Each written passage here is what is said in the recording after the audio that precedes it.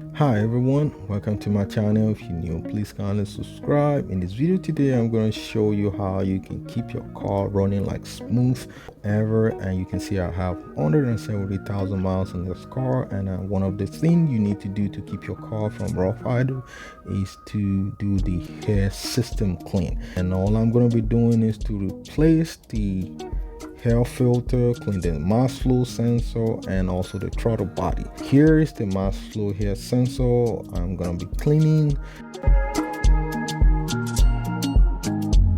and at the same time I have the car throttle body, and the throttle body is right here. I'm also going to be cleaning that. It's very important to avoid rough idle because that's the oil air intake, and at the same time I'm going to be replacing the air filter in the car. And these are what I'm going to be using. This one is used for the mass air flow sensor, and the other one is used for the throttle body. You want to make sure you're buying the right product to clean this thing. So before I start, all I have to do is to disconnect my negative terminal, and then with a 10mm ratchet I'm going to do that. Now, since the battery has been disconnected, first thing is for me to clean the mass flow air sensor, and I'm going to be removing the wire harness into it. You're going to need a Phillips head screwdriver to take the Phillips screw out.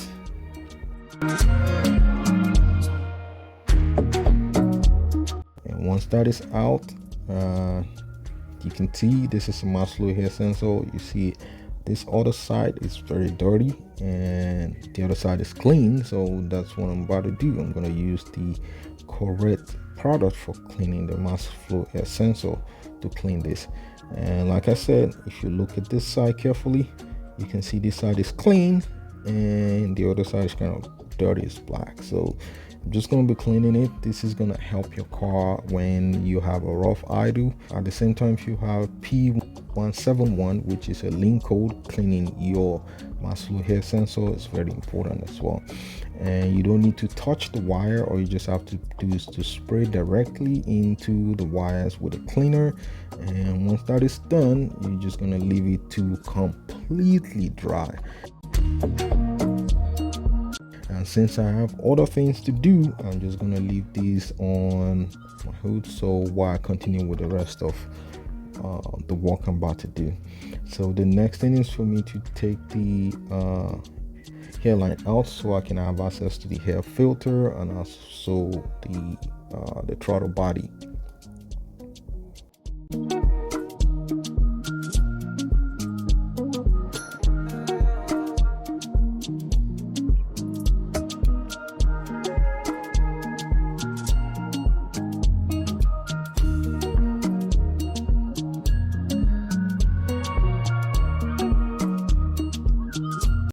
Now, to take the hair filter out, I have to remove the hair filter assembly by pulling the clips that are holding it down. And this is the hair filter. Guys, this is very important that you change it regularly, because this is what filters everything that comes into your engine. You can see how dirty you have leaves, you have debris all in there. So if you don't have proper amount of hair coming into your engine, it can also cause the engine to rough idle or not balance well. So just pretty much align it like you took the first one out. That corner should be the one laying down, and once that is done, you just throw it away and then put it back in there. So step 2 is completed, and the third step I'm about to do right now is to clean the throttle body. Now guys, this is where it's very careful. You have to be careful not to break anything over here. First, disconnect the power harness into the throttle. This is an electronic throttle body. You disconnect the vacuum lines on top. You might need a nose plier or something else to pull that back so you can be able to remove the vacuum line. So you're gonna have 2 vacuum lines at the top and then 2 cooling lines at the bottom. These cooling lines have coolant from the radiator going into them, so you want to be very careful to pull them. Once you pull them, you need to have something to stop something to stop the fluid from leaking out. You can get a bolt, like a 12mm bolt, or if you have you can see how I use my screwdriver and ratchet to block it so I don't lose a lot of fluid. And if you do not have anything, all you're just gonna see is gonna be running and flowing on the floor, so you don't want to lose too much fluid. And then once you're done, you have 4 bolts you need to take out. There are 4 bolts holding the throttle body, 2 at the top and then 2 at the bottom. They are all 10mm bolts.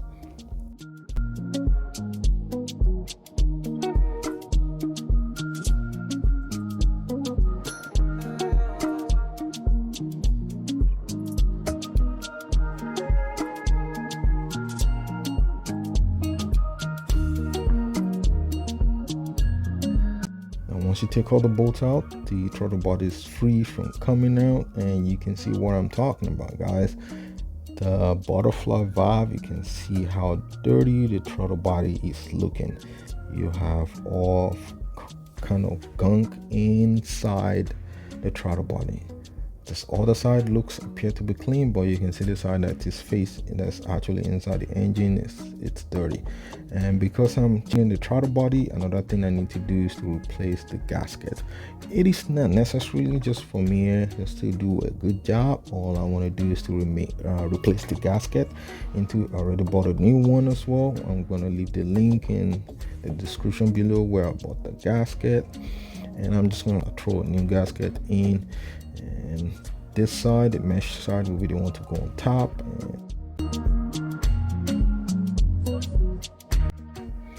So to clean the throttle body, I've got the correct CRC throttle body cleaner. And for you to clean the throttle body, here's the catch, guys. Because on an electronic throttle body, you want to make sure the electronic side of your throttle body is facing up. You don't want it to be facing down while you're cleaning, because you don't want any fluid to get into the electronic component of your throttle body. So always make sure that side is facing top. And you're gonna need a toothbrush if you have one to make sure you clean, and just spray directly the cleaner into the throttle body, and that is gonna do the magic. And then use a toothbrush to clean as you spray as well. You don't want to push the butterfly too much because it's electronically calibrated, so you just want to walk around it, clean as you go. Use a toothbrush to remove the excess debris on both sides. I'm just gonna speed up this video so that I'll complete it.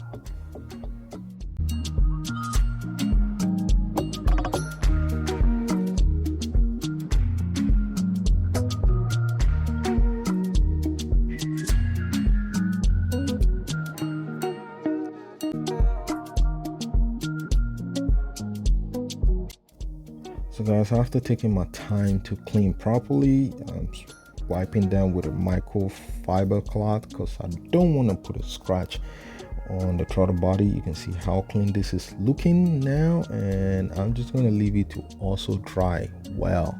I want to leave it to dry completely, just how I've left my mass fluid sensor to dry as well. Now I'll go ahead and replace the gasket. Like I said, this is not necessary.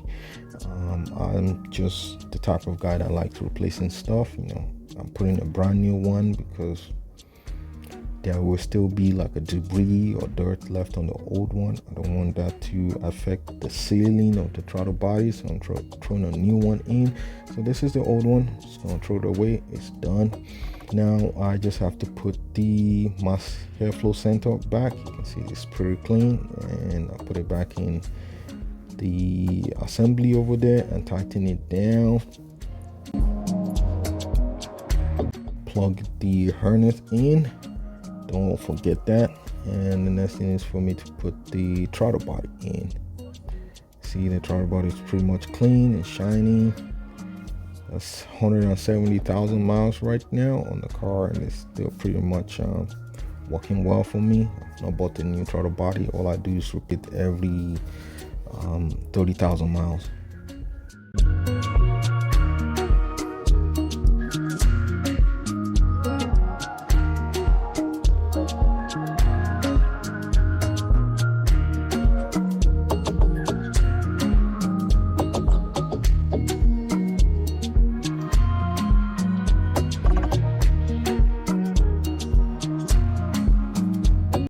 So now that I've completed the cleaning of the throttle body, I make sure everything is well fitted back. The hoses are placed where they're supposed to be and they're tightened well. There's no leak, because if you have a leak, you're gonna have a check engine light. The car is gonna rough idle and possibly have a link code P0171. And I'll put the negative timing of my battery back and then go start the car. And you can see the car is running. I don't have a check engine light. Everything is pretty fine. The RPM is running smoothly. If you ever have an issue where the RPM is fluctuating, I have a video on how to relearn your throttle body. So if you like this video, don't forget to subscribe to my channel, give it a thumbs up. Thank you, and see you guys again.